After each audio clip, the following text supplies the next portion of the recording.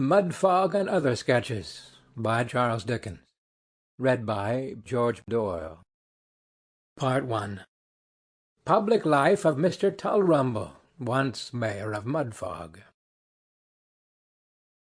Mudfog is a pleasant town, a remarkably pleasant town, situated in a charming hollow by the side of a river, from which river Mudfog derives an agreeable scent of pitch, tar, coals, and rope-yarn, a roving population in oilskin hats, a pretty steady influx of drunken bargemen, and a great many other maritime advantages. There is a good deal of water about Mudfog, and yet it is not exactly the sort of town for a watering-place either. Water is a perverse sort of element at the best of times, and in Mudfog it is particularly so.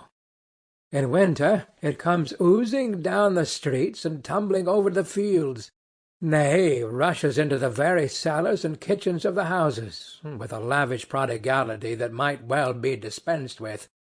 But in the hot summer weather it will dry up and turn green, and although green is a very good colour in its way, especially in grass, still it is certainly not becoming to water, and it cannot be denied that the beauty of Mudfog is rather impaired, even by this trifling circumstance.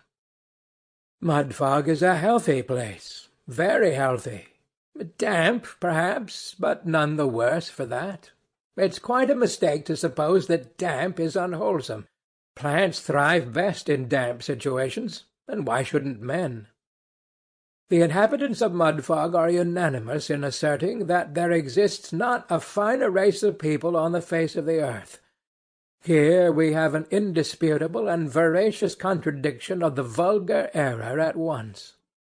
So, admitting Mudfog to be damp, we distinctly state that it is salubrious.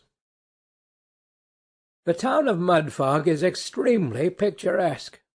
Limehouse and Ratcliffe Highway are both something like it, but they give you a very faint idea of Mudfog. There are a great many more public-houses in Mudfog, more than in Ratcliffe Highway and Limehouse put together. The public buildings, too, are very imposing. We consider the town hall one of the finest specimens of shed architecture extant. It is a combination of the pigsty and tea-garden box-orders, and the simplicity of its design is of surpassing beauty.